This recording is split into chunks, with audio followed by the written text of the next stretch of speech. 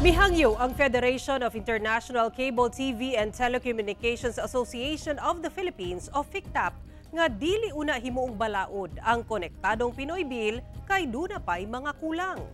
Ani report.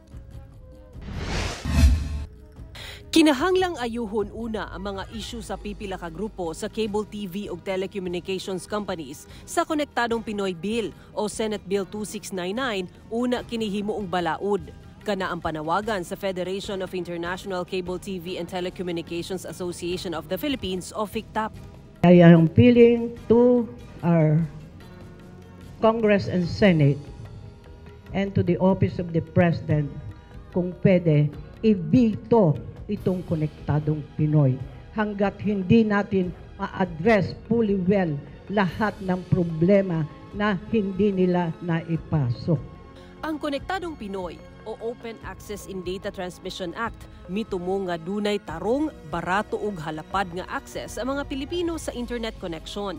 Kini pinaagi sa pagpadali para sa mga kumpanya nga lakip sa telecommunications sector. Certified as urgent ti Pangulong Bongbong Marcos ang Konektadong Pinoy Bill nga ipasa na sa third and final reading sa Kongreso.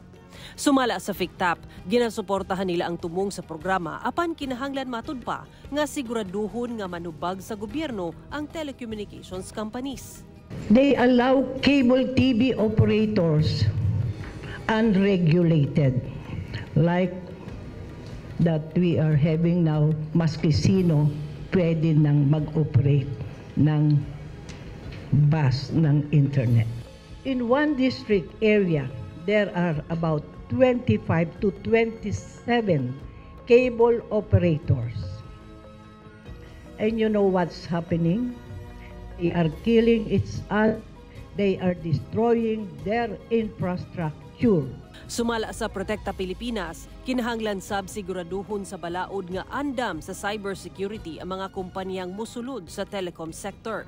The concern of many of the industry stakeholders is that the data transmission industry was widely opened such that there are certain segments of the industry that are sensitive in terms of national security. Uyo ng NTC o National Telecommunications Commission sa sugyot sa mga representante sa telecommunications companies. We support the open access bill, but it's just that there are we have to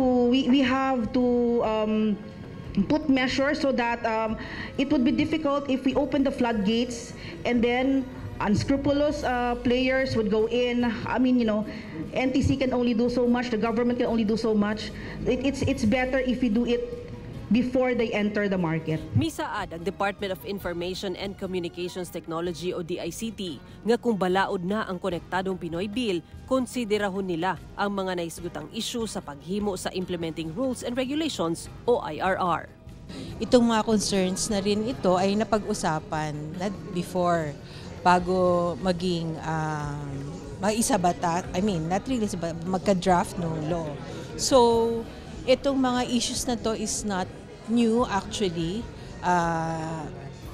Napag-usapan na nga before at it's really up to Congress para i-weigh in.